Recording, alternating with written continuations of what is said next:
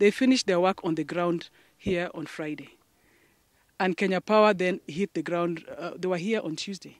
Because first they also had to look at some of their designs. And we also had a bit of a challenge because we were discussing with them. I was insisting, and the board was insisting, we want everything underground.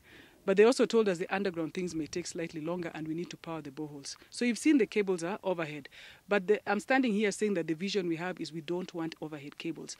And on top of that, we don't want the road digging and then the cable guys come and dig tomorrow and the optic guys come and dig. So we have a team that's already an interministerial team that are working together so that we can talk about shared infrastructure in reality. We have a national broadband strategy in this country. We are supposed to be applying it. So the roads, people should not feel they own the waylays. We are supposed to be working together.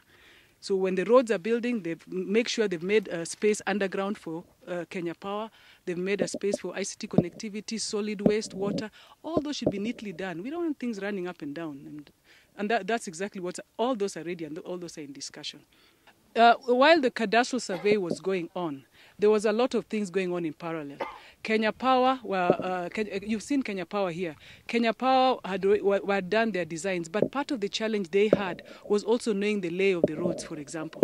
The ICT people who want to put connectivity, which is being led by the ICT authority at the moment, had also wanted to start figuring out how much it will cost to lay the fiber. They needed the cadastral survey, but they've also done their work. Water have already dug the boreholes, but there was no way that you could also power the boreholes with the power without knowing where the power is going. So all that is already ready. There are 7 boreholes, 7 viable boreholes, although they dug 11. But that water, the water they have is actually sufficient for phase 1, which is in the next, this 5 years, but it will not be sufficient going beyond that. So it is true we are relying on Thwake Dam. And Thwake Dam, which is being funded by the ADB and done by the Ministry of Water, they promised us by 2016 there should be enough water running into Konza.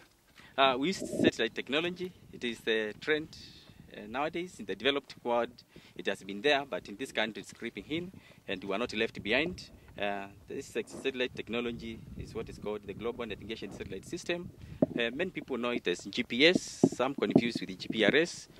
Global Positioning System is a set of satellites that do provide signals, and those signals are sufficient to give ground coordinates or to give coordinates of an object on the surface of the Earth or near the surface of the Earth. And they do give at various levels. The very basic level that you are able to get, you see your phone, we are talking of about 2-3 meters. And as I said, those 2-3 meters is not sufficient enough for passive ownership. And therefore we had to move to the very accuracy that is required. The law here requires 3 centimeters or below.